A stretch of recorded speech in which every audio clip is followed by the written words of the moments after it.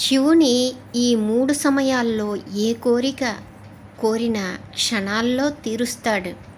శివుని ఈ 3 సమయాల్లో ఏమి కోరినా క్షణాల్లో తీరుస్తాడు ప్రతిరోజు. శివుని ఈ 3 సమయాల్లో పూజించి మీ మనసులోని కోరికను చెప్పుకుంటే ఆ కోరికలను క్షణాల్లో తీరుస్తాడని పండితులు చెబుతున్నారు. మన హిందూ మతంలోని ప్రధాన దేవతలలో శివుడు ఒకరు. హిందువులు పూజించే దేవతలలో శివుడు ప్రథములు. సోమవారం అంటే శివునికి ఇష్టమైన వారం. సోమవారం అంటే శివునికి ఇష్టమని మన అందరికీ తెలుసు. మనము శివుని భక్తి శ్రద్ధలతో పూజిస్తే శివుడి అనుగ్రహం మనపై ఎల్లప్పుడూ ఉంటుంది. అయితే శివునికి ఎలా పూజ చేయాలి, శివ పూజలు చేసేటప్పుడు ఎలాంటి జాగ్రత్తలు తీసుకోవాలి అనే విషయాలను, దానితో పాటు శివుని ఏ ఏ సమయాలలో పూజించాలి దాని గురించి కూడా తెలుసుకుందాం. ఈ వీడియోలో తెలుసుకుందాం. దాని గురించి కూడా అన్నీ వివరంగా తెలుసుకుందాం. అంతకన్నా ముందు ఈ వీడియో నచ్చినట్లయితే సబ్స్క్రైబ్ చేసుకోండి, షేర్ చేయండి, లైక్ చేయండి ఫ్రెండ్స్. శివాజ్ఞ లేనిదే చీమైనా కుట్టదని అంటూ ఉంటారు. ఈ సృష్టిలో ప్రతి ఒక్కరూ మంచైనా చెడైనా శివుడి ఆజ్ఞతోనే జరుగుతూ ఉంటుందని, 8 దిక్కులకు ఆయనే అధిపతి అని చెబుతూ ఉంటారు. 8 దిక్కులో అనగా నవగ్రహాలకు అధిపతి ఆయనే, శివుడు కదా. అంటే ఎంతటి గ్రహదోషాలైనా తొలగిపోతాయట ఆయనను పరవశింపచేయగలిగితే, ఆయనను పూజించగలిగితే. ఆ పరమేశ్వరుణ్ణి సోమవారం నాడు పూజిస్తే గ్రహదోషాలన్నీ పోతాయని సోమవారం అంటే శివునికి అంకితమైన రోజు. సోమవారం నాడు విధి విధానాలతో భక్తి శ్రద్ధలతో పూజ చేస్తే ఆ మహాశివుని కరుణాకటాక్షం లభిస్తుంది అంటారు. కోరిన కోరికలు నెరవేరుతాయని, ఆ శివయ్యకు చెంబుడు నీళ్లను స్వచ్ఛమైన భక్తితో అభిషేకించగలిగితే జన్మ ధన్యమవుతుందని జ్యోతిష్య పండితులు చెబుతున్నారు. సోమవార వ్రతం, ఉపాసనతో పాటు కొన్ని పద్ధతులు పాటించి శివుడి అనుగ్రహాన్ని కలిగితే కష్టాలన్నీ తొలగిపోతాయని చెబుతున్నారు. దాంతోపాటు ఇల్లంతా ధనధాన్యాలతో నిండిపోతూ ఉంటాయి. సోమవారం నాడు కొన్ని ప్రత్యేకమైన పద్ధతులతో గనక పూజ చేయగలిగితే పరమశివుడు పరవశించిపోతాడని పెద్దలు చెబుతున్నారు. ఆ ప్రత్యేక పద్ధతులతో శివుని ఆచరించగలిగితే శివుడు ప్రసన్నుడై మన కోరికలు నెరవేరుస్తాడని పండితులు చెబుతున్నారు. ఈ ఆచరణలో ఇప్పుడు తెలుసుకుందాం ఎలాంటి పద్ధతులున్నాయి, జ్యోతిష్య శాస్త్ర ప్రకారం సోమవారానికి ప్రత్యేక మహత్యం ఏమిటి. ఈ వారంలోనే మొదటి రోజు ప్రారంభమై శివుని పూజలో ప్రారంభం జరిగితే వారమంతా భక్తులపై ఏ విధమైన కష్టాలు రావని నమ్మకం. సోమవారం ఉదయం స్నానం చేసిన తర్వాత శివుని పూజ చేయాలి. పూజా సమయంలో లింగం పైన గంగాజలం సమర్పించాలి. ఆ తర్వాత నెయ్యితో దీపం వెలిగించాలి.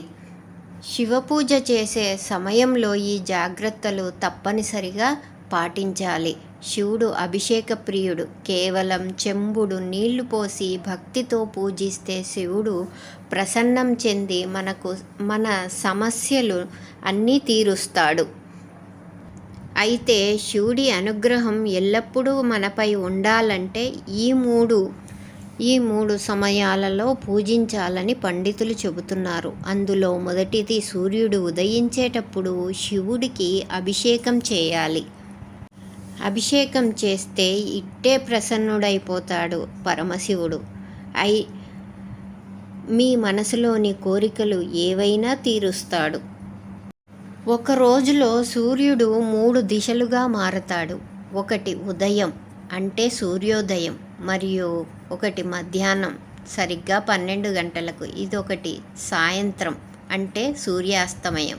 ఈ 3 సమయాలలో శివుణ్ణి ఎవరు తలుచుకుంటారో, ఎవరు నిర్దిష్టగా పూజ చేస్తారో వారికి కష్టాలన్నవి రానే రావు. వారు కోరిన కోరికలు క్షణాలలో తీరుస్తాడు. అంతేకాదు ఆర్థికంగా వృద్ధి కలుగుతుంది, ధన ధాన్యాలు కలుగుతాయి. అంతేకాకుండా క్షణాల్లో కోరిన కోరికలు తీరుస్తాడు. ఆర్థికంగా ఆరోగ్యపరంగా ఎటువంటి సమస్యలు దరిచేరవు. సూర్యుడు దిశలు మార్చేటప్పుడు శివుని కైలాసాన్ని విడిచి పార్వతితో కలిసి భూలోకంలో విహారానికి వస్తారని పండితులు చెబుతున్నారు. కాబట్టి ఈ 3 సమయాలలో శివుని పూజించి మీ జీవితంలో ఉన్న కష్టాలన్నీ సుఖాలుగా మార్చుకోండి. ఈ 3 సమయాల్లో శివుణ్ణి తలుచుకున్నా చాలు, మీ మనసులో కోరికలు తీరుతాయని పండితులు చెబుతున్నారు. శివుడిని ప్రతిరోజు పూజించే వారికి శివుడి అభయాన్ని ఇస్తాడని పండితులు చెబుతున్నారు. కాబట్టి ప్రతి ఒక్కరూ కూడా శివుని 3 సమయాల్లో, ఈ 3 సమయాల్లో అంటే ఉదయం, మధ్యాహ్నం, సాయంత్రం సమయాలలో ఎవరైతే తలుచుకుంటారో వారికి సకల శుభాలు కలుగుతాయని చెబుతున్నారు పండితులు. మీ మనసులో కోరికలు నెరవేర్చుకోండి. శివుని అనుగ్రహం నీపై ఎల్లప్పుడూ ఉండాలన్నా, మీ జీవితంలో ఎలాంటి కష్టాలు సమస్యలు రాకుండా ఉండాలన్నా శివునికి ఈ 3 సమయాల్లో పూజ, అర్చన, ధ్యానం ఏవైనా చేయవచ్చు. శివునికి 3 సమయాల్లో పూజలు చేయండి. ఈ 3 సమయాల్లో శివుణ్ణి తలుచుకున్నా చాలు, మీ కోరికలు క్షణాల్లో నెరవేరుతాయి.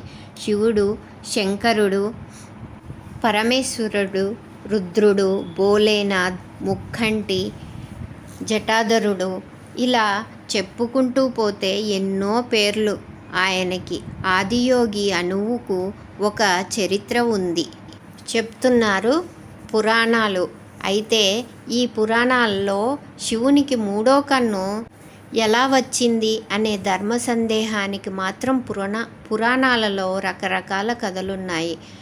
ఆ కథలు తెలిస్తే బసవయ్య 3వ కన్ను గురించి పురాణాలు ఏం చెప్తున్నాయో తెలుసా? శివుడు ధ్యానంలో నిమగ్నమైన సమయంలో ఆ స్థలానికి ఆయన భార్య అయిన పార్వతీదేవి సరదాగా ఆట పట్టిద్దామని శివుని వెనుకకు వెళ్ళి ఆయన కళ్ళను పార్వతీదేవి మూస్తుంది. అయితే శివుడు ఎడమ కన్ను చంద్రుడిగాను, కుడి కన్ను సూర్యుడిగాను సూచిస్తుంది.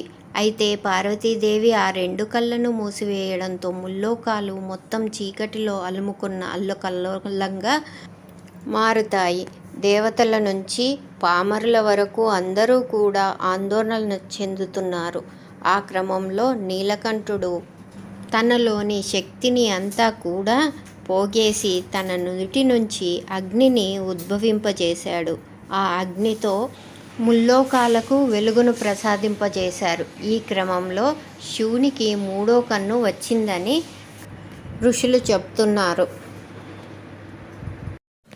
పురాణాలలో ఉన్న కథ అయితే ఈ అగ్ని వేడికి పార్వతీదేవి చేతులు చెమటలు పట్టగా ఆ చెమటల చుక్కల నుండి అంధకుడు, ఆదిపరాశక్తి త్రిమూర్తులు అయిన బ్రహ్మ, విష్ణు, శంకరులను సృష్టించింది. అయితే ఈ ముగ్గురిలో ఎవరో ఒకరు తనను వివాహం చేసుకోవలసిందిగా ఆదిపరాశక్తి ఆజ్ఞాపిస్తుంది. అందుకు మొదట ముగ్గురు కూడా నిరాకరిస్తారు. దీంతో తీవ్ర ఆగ్రహానికి గురై ఆదిపరాశక్తి తన 3వ కన్నును తెరిచి ముగ్గురిని భస్మం చేస్తానంటూ శపించగా పరమేశ్వరుడు ఈ సమస్యను పరిష్కారం చూపిస్తాను, అప్పుడు ఆ 3వ కన్ను నాకు ఇస్తారా, మిమ్మల్ని వివాహం చేసుకుంటానని మాట ఇస్తాడు శివుడు. శివుడు అన్నట్టుగానే ఆదిపరాశక్తి శివుడికి 3వ కన్ను ప్రసాదిస్తుంది. ఆ 3వ కన్ను పొందిన వెంటనే శివుడు దాన్ని తెరిచి ఆదిపరాశక్తిని భస్మం చేస్తాడు. అలా భస్మమైన బూడిదను ఒక భాగాన్ని పార్వతిగా, ఒక భాగాన్ని లక్ష్మిగా, ఇంకో భాగాన్ని సరస్వతిగా సృష్టించారని పురాణాల్లో చెబుతూ ఉన్నాయి. ఇలా ముక్కంటి గురించి పురాణాల్లో ఎన్నో రహస్య కథలు దాగి ఉన్నాయి. సర్వే జనా సుఖినో భవంతు, సన్మంగళాన్ భవంతు.